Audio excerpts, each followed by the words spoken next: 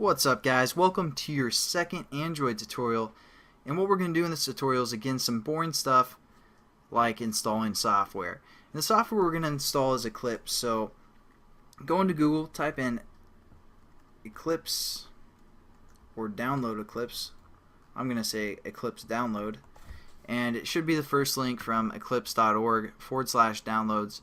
We're going to click on that, and basically what Eclipse is an IDE which will make developing a lot easier for us. It's going to give us some error checking, some shortcuts, just basically some references, so we won't have to remember exactly every line of code that we're going to use for the most part by memory. It's going to be a lot simpler for the most part, and that's how we're going to integrate the SDK as well. So here we go. There's a lot of choices for Eclipse that we can download. What we want is the Eclipse IDE for Java developers, and over here is your platform. It should choose it automatically for you, but just in case, you can click Windows or Mac OS. And we're going to download the 32-bit. Even if you have a 64-bit, we're just going to work with 32-bit for now, so it doesn't, whatever. So we'll click that, and here's your download links. Down here you can choose some other links that you may want to download from. That might go a little bit quicker. Or you can just select this this one that they're featuring for the most part. So just click that, and it's a standard download. As you can see right here, I already have it downloaded because it's almost 100 megabytes. I'm actually going to install it for you guys because this computer doesn't have it set up for the most part. So there we go. We install it. I'm going to try and find it, make sure I install it in the right place. Yeah, under my downloads right here. What I'm going to do is now move this whole folder into my hard drive, or for you Windows users, your main hard drive, which is like your C drive. So just move it into that folder, and then we're going to open it up by opening the Eclipse folder and clicking this icon, which basically looks like a croquet ball or like, I don't know, a third grader's painting or something. So open that up, and that's going to start our Eclipse. Yeah, we know it's from the internet. We're going to show it anyways, or open it anyways, because we're trusting like that. And it's going to start up Eclipse, and here's the workspace that we're going to create.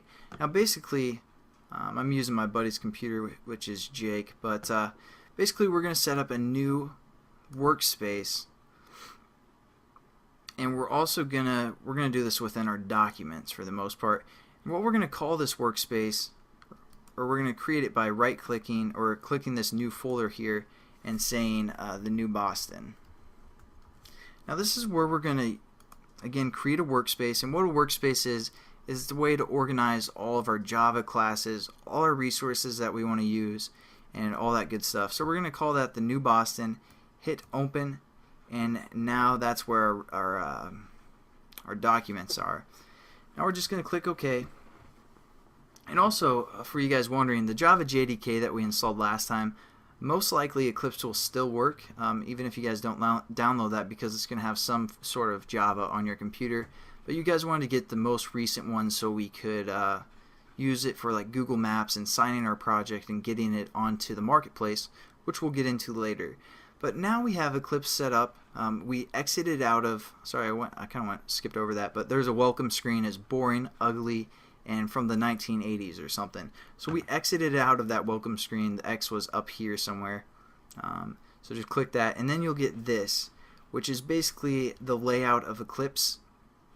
And what we're going to do is set up the ADT reference. So what I want you guys to go to, or where I want you guys to go now, is in Google. Type in Android ADT. Hit enter, and it'll be this first link from the developerandroid.com page /SDK/Eclipse ADT. Click that, and here's the developer page.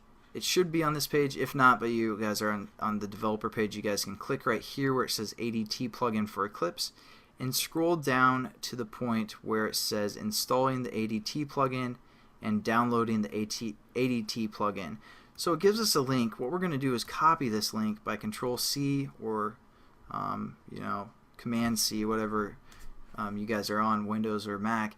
And then we're going to copy that link, and what we're going to do now is go back into Eclipse, and under this Windows tab for if you guys are on Windows, it should be under the Windows tab, and right down here there'll be a or I'm sorry, no, I'm sorry. On both of Windows and Mac, it's under the Help tab, and it says install new software. So we're going to click that, and we're going to now paste that link right here and hit add. Now we can add a name to this, so we're going to just add a name, so Android ADT, and again you guys can paste the link right here. That's the location link, and hit OK. And it's basically going to get the developer tools for us that we're going to need for Android programming. So that might take a little bit. We're just going to click this, hit next,